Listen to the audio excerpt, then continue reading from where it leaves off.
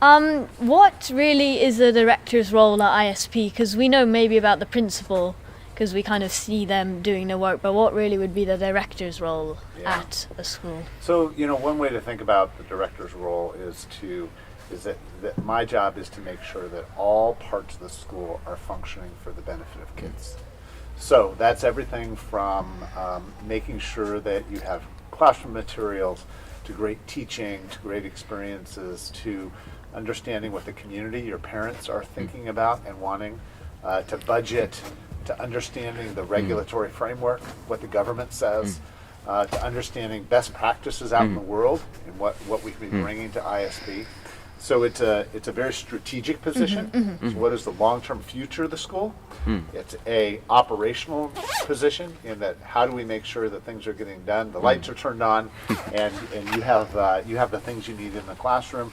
And it's a relational job, making sure that I'm accessible to community members and accessible to kids and accessible to teachers, so that we can be providing absolutely the best possible experience at this school. Our goal, frankly, is to be the best school in all of Europe.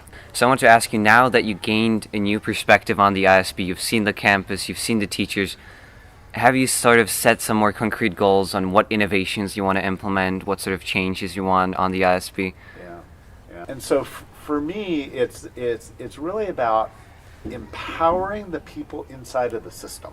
That means teachers and kids to feel free to try things. So innovation is about creating a culture where you're not afraid to try and fail.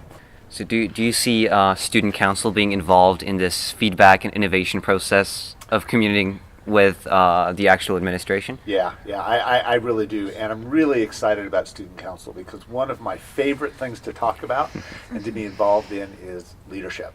And that's student leadership, that's faculty leadership, that's administrative leadership. And when you empower the student council to think about how can we improve, how can we make the school better, how can we make our community better, how can we make our world better, it is amazing what students can come up with. I was also thinking, so what, as well, talking about innovation, what already stands out to you about ISP as good points and about the community? I'll talk about the community first because frankly I think the community at ISP is probably the most compelling part of this school. It's warm, it's friendly, it is student focused. Clearly great learning is going on here, but when we talk about making sure that we attend to the development of the whole child, the development of the whole student, we think about social emotional learning and we think about creating relationships as well as great challenging learning experiences. So I think that's the special sauce, if you will, of ISP is the community. That's my job. Yeah, all right.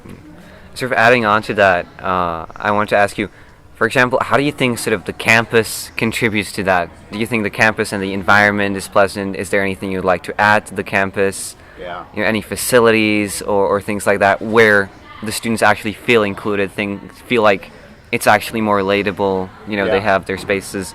Yeah. So what exactly do you think you would like to add to sort of reinforce this community and well-being? Yeah.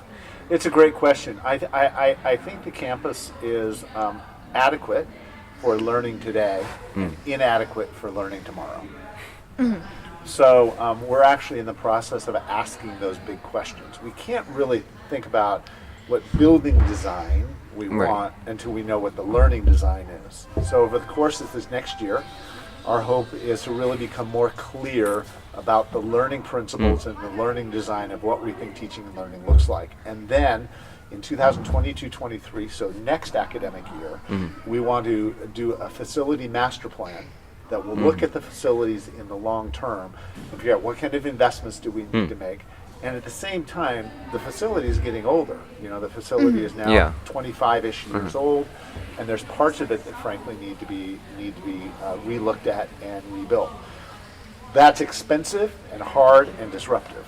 And so we need to be strategic about how we pay for it, what we want and make sure we're right, and then do it in a way that it just doesn't disrupt our current learning environment. But I would say that looking at the campus, the physical plant, and how we can change that for the future is something that's definitely on our mind and something we'll be working on. Right. Yeah.